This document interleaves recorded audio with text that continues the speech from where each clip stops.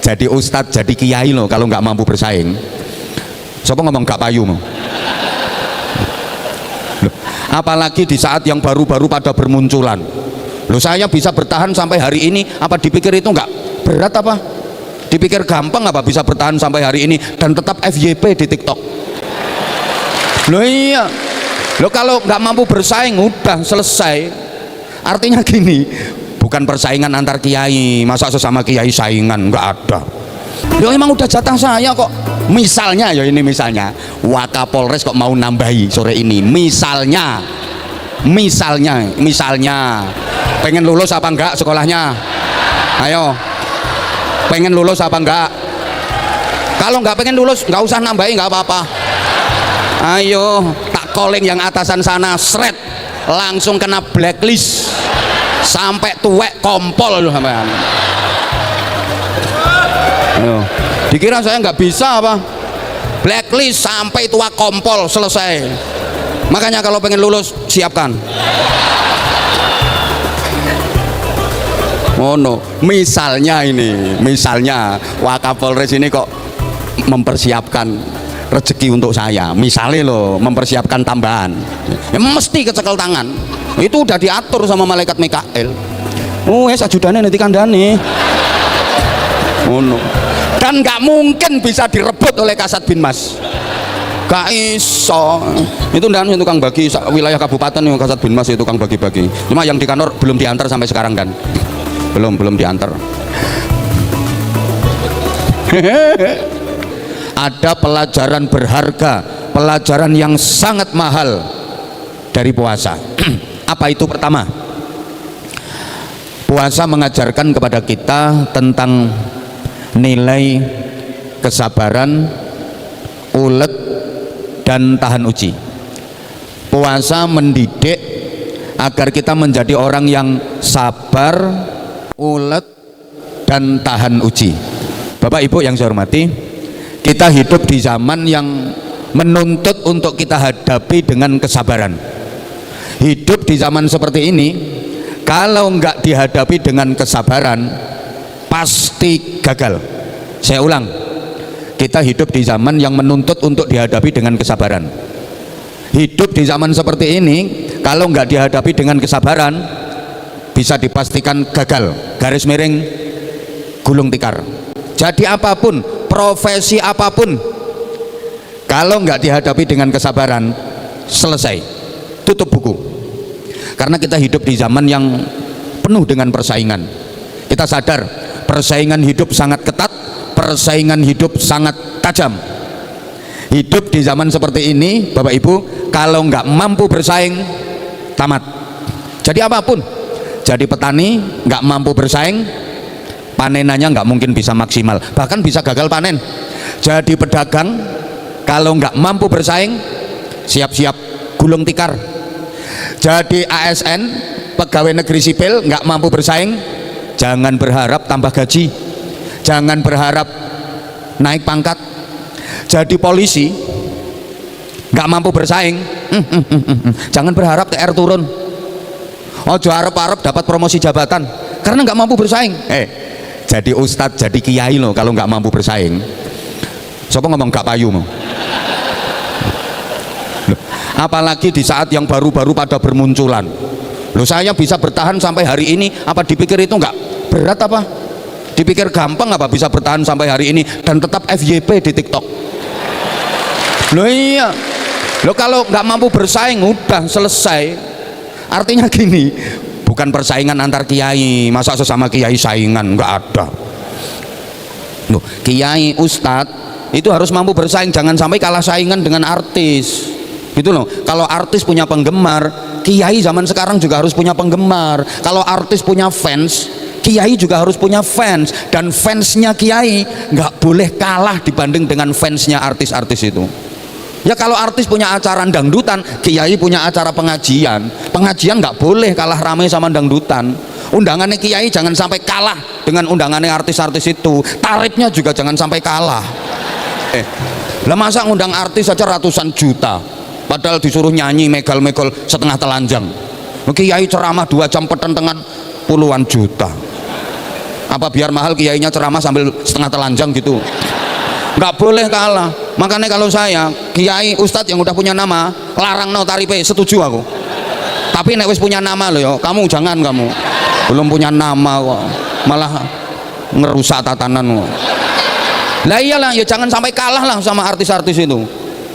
Apaan loh, kita hidup di zaman yang penuh dengan persaingan, sehingga maaf, gara-gara orang nggak sabar kacau, sehingga banyak orang yang nggak sabar.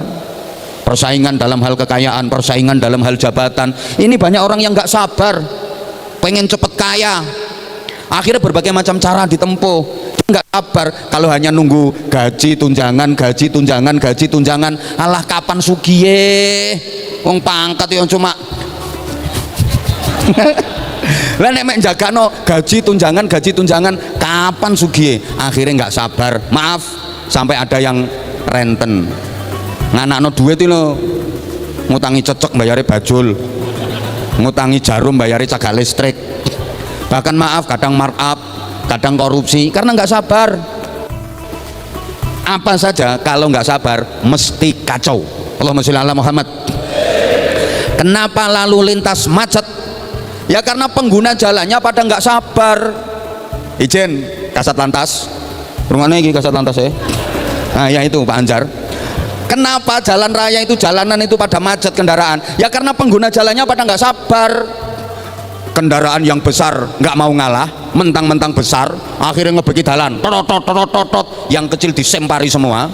Sementara kendaraan yang kecil nggak tahu diri, gak gelem ngrumangsani cilike, nyelempet maju, akhirnya tambah macet, betul? Ditambah polisi yang ngatur lalu lintas nggak sabar pula.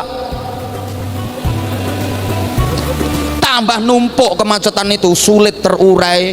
Kenapa? Nggak ada nilai kesabaran. Maka anggotanya Pak Anjar yang di Satlantas ini mulai Hamin 10 biasanya udah padatnya arus lalu lintas. Anda semua dituntut untuk kerja maksimal, kerja profesional meskipun nggak ada duitnya. Niatkan itu sebagai pengabdian, niatkan itu sebagai ibadah. Soalnya penyakitnya polisi ku biasanya nek gak ono duitnya males. Nggak saya nggak terima ngadeg.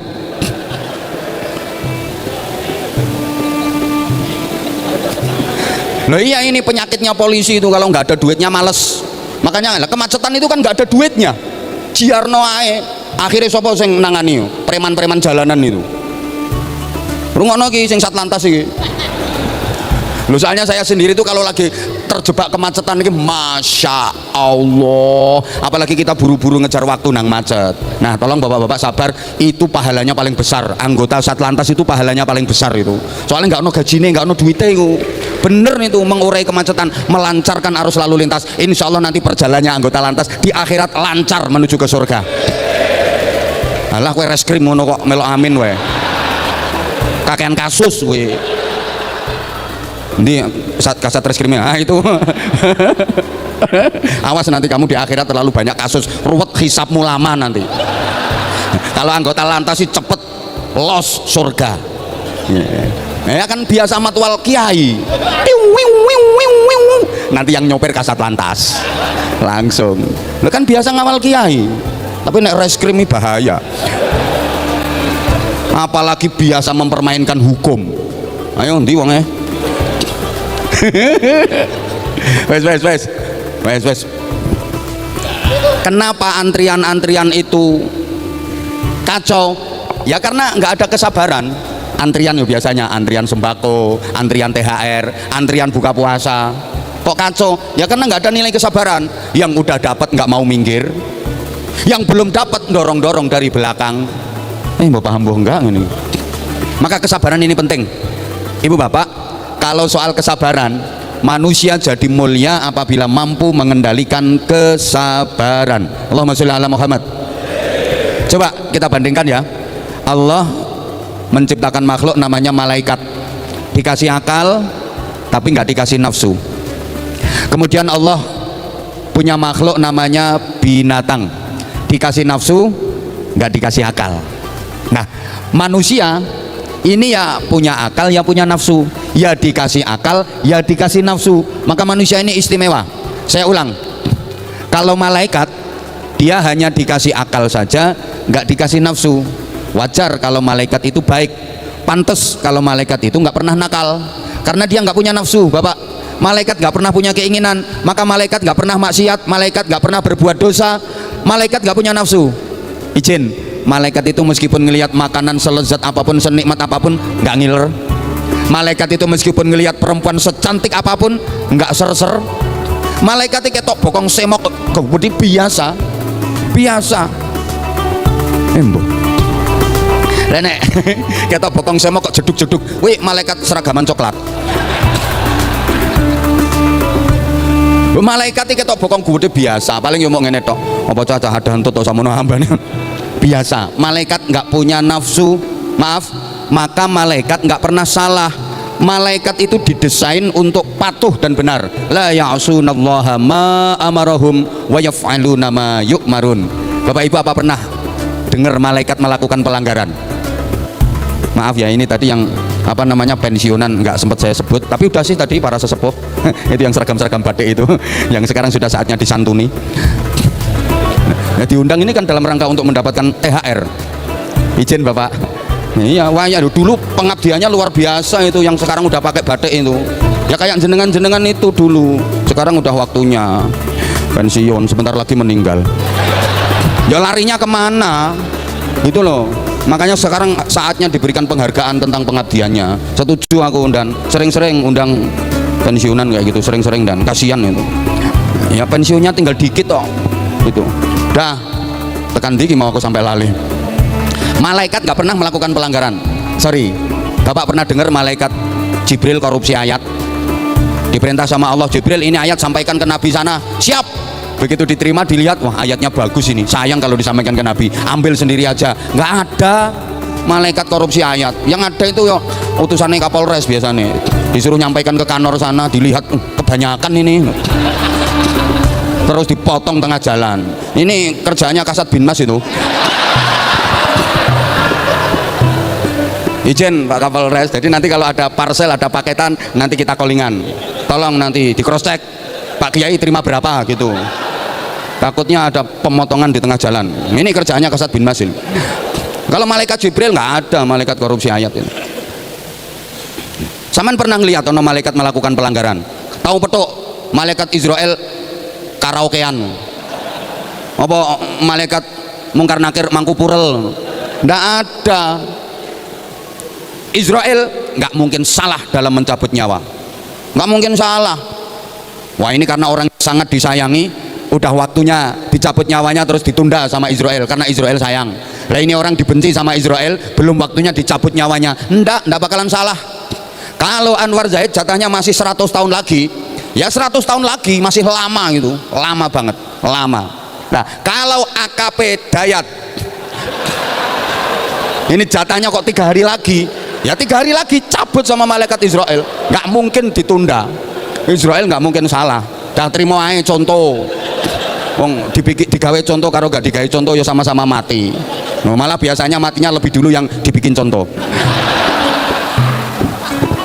Nggak mungkin malaikat Israel kok salah alamat nyabut nyawa. Demikian pula malaikat Mikael nggak mungkin salah address, salah wesel bagi rezeki.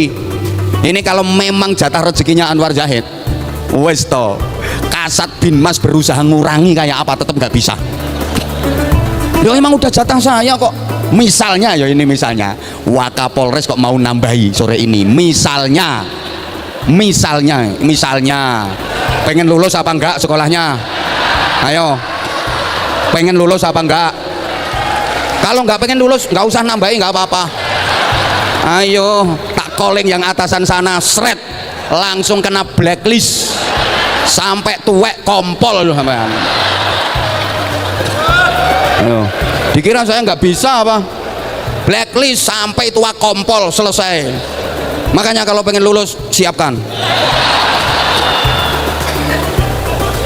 Oh no, misalnya Wakapolres ini kok mempersiapkan rezeki untuk saya, misalnya loh, mempersiapkan tambahan, ya mesti kecekel tangan. Itu udah diatur sama malaikat Mikael. Ajudannya nanti kandane. Oh no. Dan nggak mungkin bisa direbut oleh Kasat Binmas. Gak iso. Itu ndan tukang bagi wilayah kabupaten yang Kasat Binmas itu tukang bagi-bagi. Cuma yang di kantor belum diantar sampai sekarang kan. Belum diantar. Wes. Nah, iya. Malaikat nggak mungkin salah karena malaikat nggak punya nafsu. Wajar kalau malaikat baik. Malaikat itu hanya disetting untuk menjalankan taat, patuh. Nah, binatang hanya punya nafsu, nggak punya akal. Sehingga binatang nggak pernah benar. Di dunia binatang itu nggak ada undang-undang, nggak ada aturan karena dia nggak punya akal. Gitu loh. Kerbau, sapi keliling kampung, keliling kota, nggak pakai celana, telanjang bulat, udo, kondal kantul, gondal gandul, biasa, dia nggak ada rasa malu karena nggak ada akal. Sorry, kambing, wedhus sih lo nggak ngerti kambing. Kalau nafsunya lagi memuncak, nggak peduli banyak orang. Wedhus lanang ketok wedhus wedok, kok kaduan, kadek bokongnya jendit, ndut, nggak peduli banyak orang. Kalau nafsunya lagi memuncak, lari, celingkrik, wis ngono, metingkring. Mbok paham mbok orang. Ya karena dia nggak punya akal. Kambing ini loh nggak peduli banyak orang, pengen kencing, ya udah di situ tur keracak. Lalu sekarang banyak manusia yang niru, kencingnya pinggir jalan tur, selesai yang nggak cewek nggak obat, maksudnya obat tabit. Seragaman polisi bisa ngono kuwi.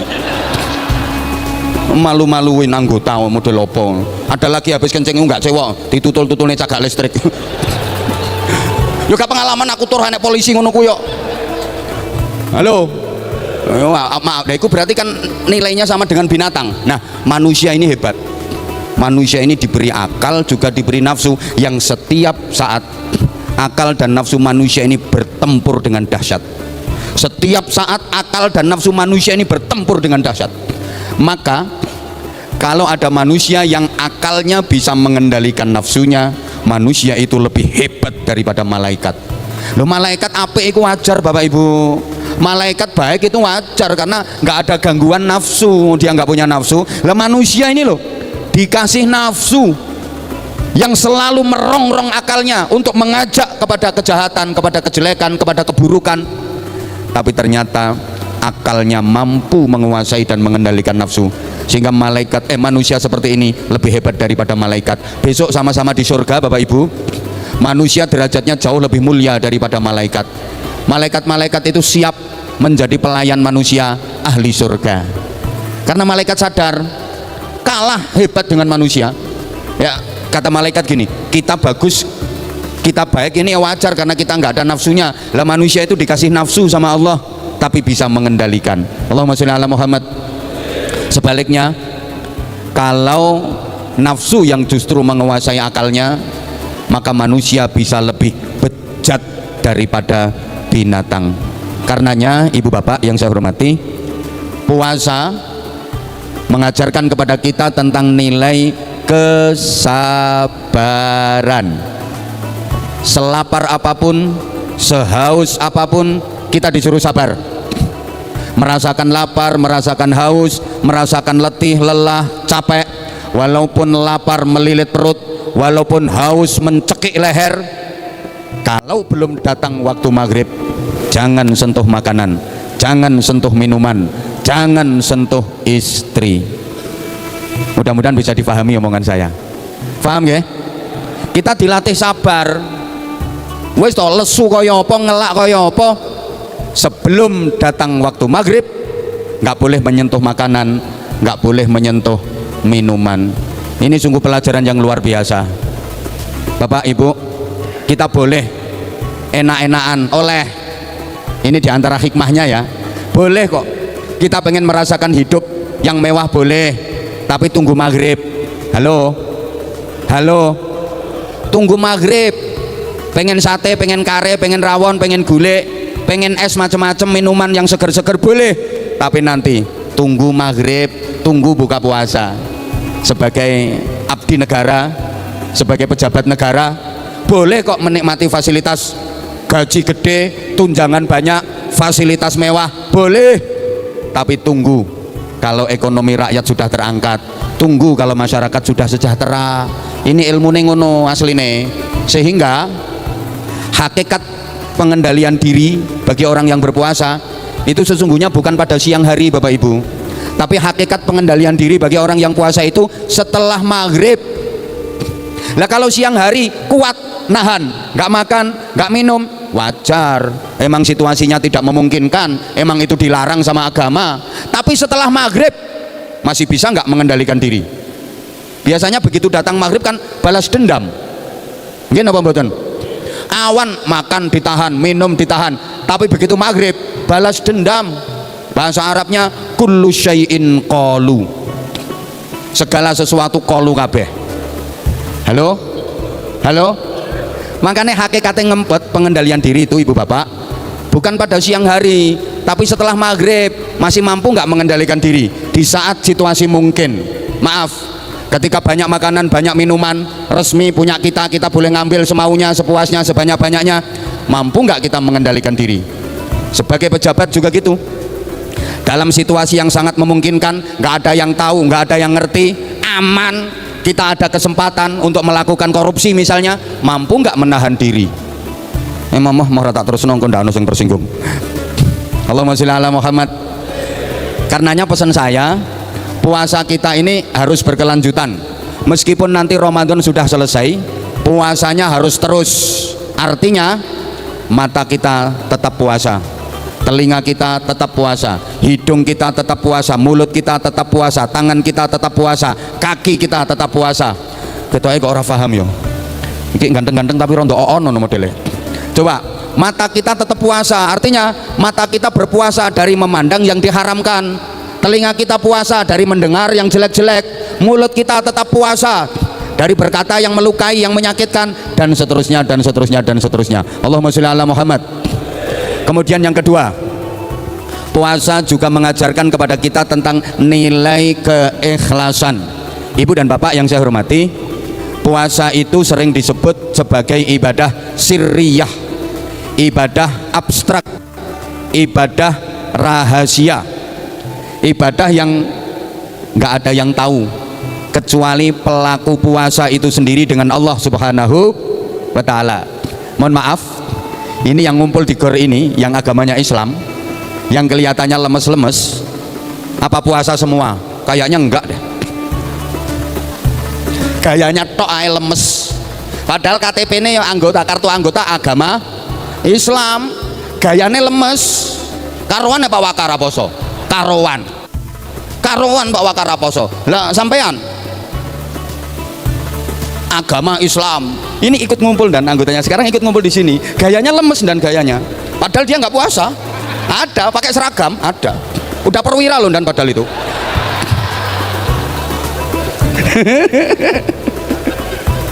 Gak Dayat gak Dayat gak, aman Pak Dayat, aman Pak Dayat, masih takut neraka kok, aman Pak Dayat. Gini ya, puasa itu ibadah rahasia, nggak ada yang tahu kecuali kita sama Allah. Bapak ibu sholat, banyak orang tahu kok. Bapak ibu mengerjakan sholat, banyak orang tahu. Emang sholat itu ibadah yang bisa dilihat kok. Pak Kapolres ini lo tahu anggotanya yang agamanya Islam mana yang sholat, mana yang nggak sholat, ini Pak Kapolres tahu kok, tahu. Jangan dikira nggak tahu, padahal Kapolres itu rajin banget, anggotanya yang beliut, pangkat cek leker-leker ya gak gelem sholat,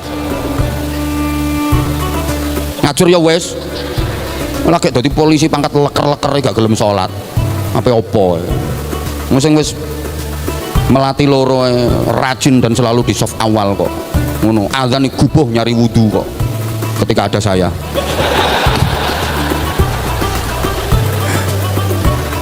Memang kamu ngetawain komandan nggak takut apa kamu? Lo ya. Sholat memang bisa dilihat kok. Memang sholat itu ibadah yang bisa dilihat banyak orang kok. Maaf, ibu bapak, Anda bersedekah, banyak orang tahu kayak gini, nyantuni anak-anak yatim. Ya pancen amal ketok, banyak orang lihat. Bapak ibu pergi umroh, orang sekampung ikut nganter. Banyak yang lihat, banyak yang tahu. Tapi bapak ibu berpuasa, nggak ada yang tahu kecuali bapak ibu sendiri sama Allah. Betul? Kok gak patek ngerti toh kita betul? Maka gini, pura-pura sholat pasti ketahuan. Mau sholat kok pura-pura ini gimana? Pasti ketahuan kalau itu pura-pura. Mau gimana pura-pura sholat? Gimana caranya? Ayo, apa rukunya diganti kayang? Apa sujudnya diganti push up? pasti ketahuan. Pura-pura sedekah pasti ketahuan. Loh, caranya gimana sedekah kok pura-pura? Yang dikasihkan apa? Yang nerima siapa? Caranya kayak apa? Ketahuan. Pura-pura haji. Lu ngomong nanti mau pergi kemana? Haji kok pura-pura? Haji itu harus ke Mekah. Ini kok pura-pura haji? Pasti ketahuan. Tapi kalau pura-pura puasa aman. Lah guyu wong kulino. Pura-pura puasa aman. Malam di rumah ikut makan sahur. Entek wakeh. Jenenge beni ulung. Beni ujak, beni ulang. Ulung to ulang iki. Saiki wis kompol buaya wisan. Rumangsane aku ra iso ngedukno ngono. Malam ikut makan sahur bareng istri bareng anak, kenyang dapat banyak. Habis itu keluar, maca lemes. Sampai bentar-bentar ngeludah, biar kelihatan kalau puasa. Nah, terus lambene dikai upil sidik-sidik biar kelihatan kering. Nanti kalau ada angin jalannya miring-miring. Orang nggak ada yang ngerti kok. Emang ini ibadah rahasia. Sehingga maksud saya, mohon maaf ya, sholat itu masih bisa dinilai orang loh. Masih bisa dinilai orang. Ya Allah, gimana ya ini ngasih contohnya ya. Wah, itu Pak Dayat itu sholatnya khusyuk banget. Leo, aku kenalnya Pak Dayat dan orangnya itu kalau di roasting nggak marah, makanya tak contoh, aku seneng. Kadang ada loh izin dan orang itu nggak bisa di roasting. Saya kan ngeliat dulu ini yang bisa digojloki mana, yang nggak bisa diajak gojlokan mana. Pernah soalnya ada Kapolsek tak gojloki lo tersinggung marah-marah. Tak suruh menghadap saya yang nggak berani nyatanya. Mau lagi Kapolsek yang macem-macem. Dia belum kenal gayanya Anwar Zahid berarti. Anwar Zahid omongan ini segini, lambene cangkemnya Anwar Zahid itu segini.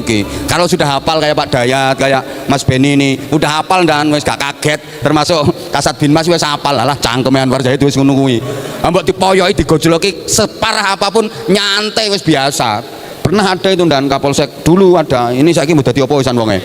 Tak golekane wisan. Wis gak ono wisan ketoke. Wis gak ono wisan, wis mati paling. Ketoke wis mati wonge. Wong Kapolsek cuma itu loh gua ya, gak gelem digojloki. Langsung tak kokon pulang kalau nggak mau digojloki. Baru itu aja melete kamu. Raro kene iki sak dhuwure jenderal kok. Ya biasa poyok-poyokan. Misalnya ya, Pak siapa namanya Pak Dayat lagi sholat. Ini sampean bisa menilai, Pak Dayat itu sholatnya khusyuk. Bisa dinilai kalau Pak Dayat sholatnya khusyuk. Kok tahu dari mana? Ya dari gerakan-gerakan dan bacaannya. Orang dia kalau takbiratul ihram, Allah Akbar. melungker khusyuk banget. Bisa dinilai kok, bisa itu dinilai gitu loh, paham enggak? Bisa itu dinilai. Itu enggak itu kalau Pak Edi itu apa itu sholatnya cepet banget, Allah Akbar entul jadi duli-guli kentut gobek-gobek, sholat apaan itu. Nah bisa dinilai. Oke, sedekah juga bisa dinilai. Wah ini Kapolres ini sosialnya tinggi, Kapolres ini luar biasa, ahli sedekah. Kok tahu dari mana? Ya dari seringnya kegiatan sosial yang beliau lakukan, sering manggil anak yatim, sering ngasih santunan bantuan-bantuan ke anggota-anggota, menengok anggota tambahan menengok Pak Dayat. Loh, bisa dinilai kok, orang sedekah itu bisa dinilai. Udah Kapolresnya dermawan, ketambahan ketua cabang Bayangkarinya juga dermawan. Nah Bu Nea ini orangnya Masya Allah dermawan, perhatian banget sama anggota. Ini nanti THR-nya, wah persiapan ini gede banget THR-nya.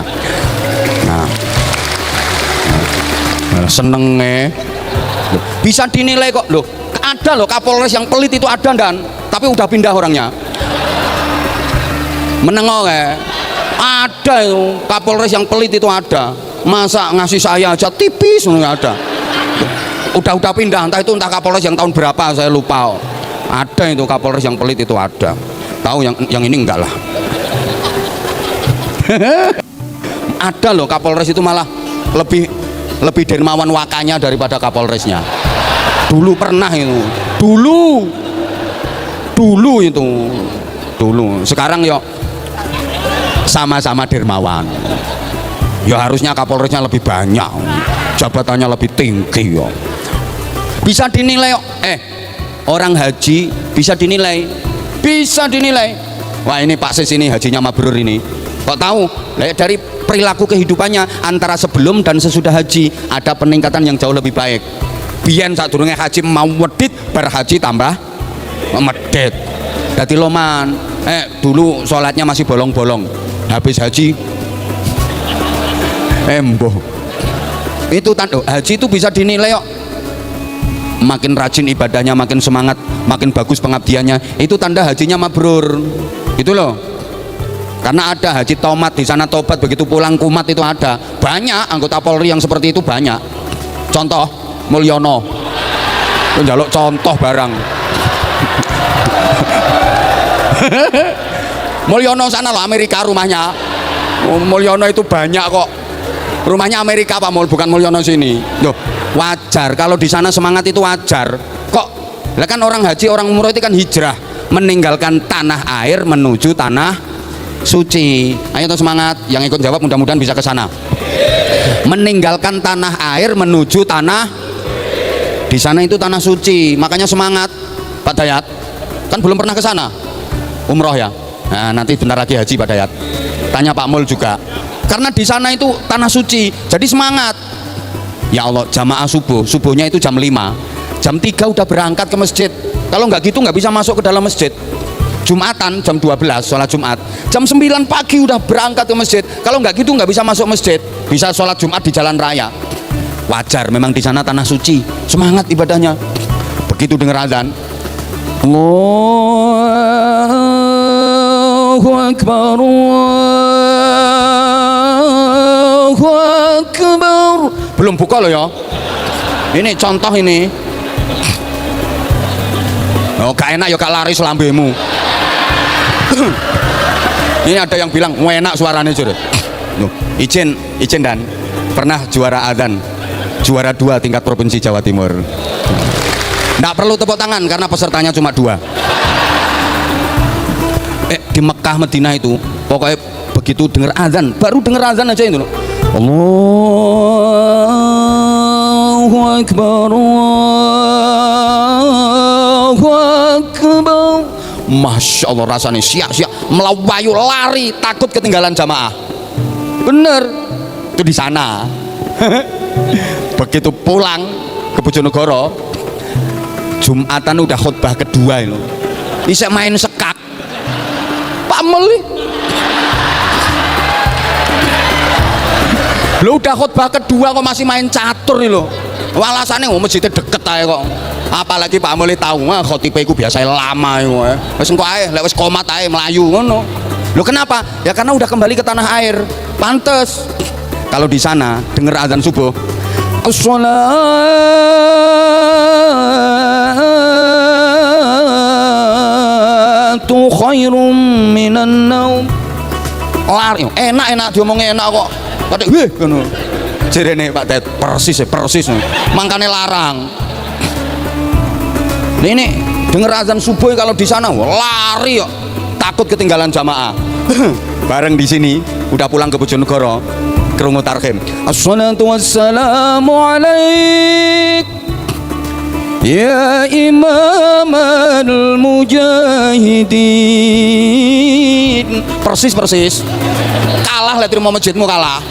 Soalnya masjidmu yang gede masjidnya Pak Sapi kan Allahu Akbar, Allahu Akbar ngono. Adane masjidnya Pak Sapi ngono kuwi. Le. Waktu di Mekah sana, di Mekah Madinah, dengar azan subuh lari pengen ikut sholat jamaah. Begitu udah pulang ke Bojonegoro, dengar tarhim, assalatu wassalamu alaik, malah kelon. Lo kenapa kok jadi males? Ya sana tanah suci, semangat. Begitu pulang ke Bojonegoro kan tanah air. Lo tanah air kan banyu campur lemah, bletokan. Makanya males ngono iku wong tanah air kok. Tanah air kan tanah campur air. Makanya suruh jamaah males, suruh ibadah males. Masih berapa menit ini? Lama-lama gak melu urun ojo cerewet. Ndak melu nyangoni cerewet. Waka yang mau nambahi aja diem kok. Sampeyan nggak mau nambahi diem. Apa Ben? Guyang-guyu apa? Meloro. Nantang yang ngadeg. Ini Pak Beni ini dulu sering ke rumah dulu sering ke rumah. Saya kasat intel dal dulu sering ke rumah. Sekarang nggak pernah. Buaya saya ini. Ngotak.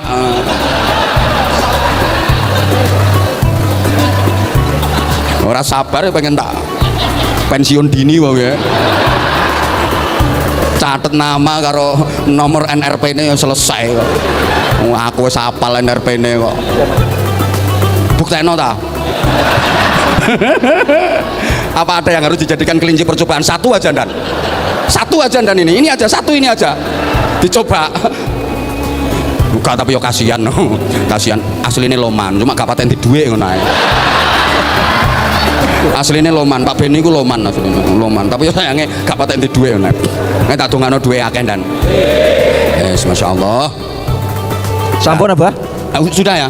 Loh sudah azan tenan. Nah ini bener kalau puasa kan jadi haji bisa dinilai banyak orang tapi kalau puasa nggak ada yang tahu kecuali kita sama Allah.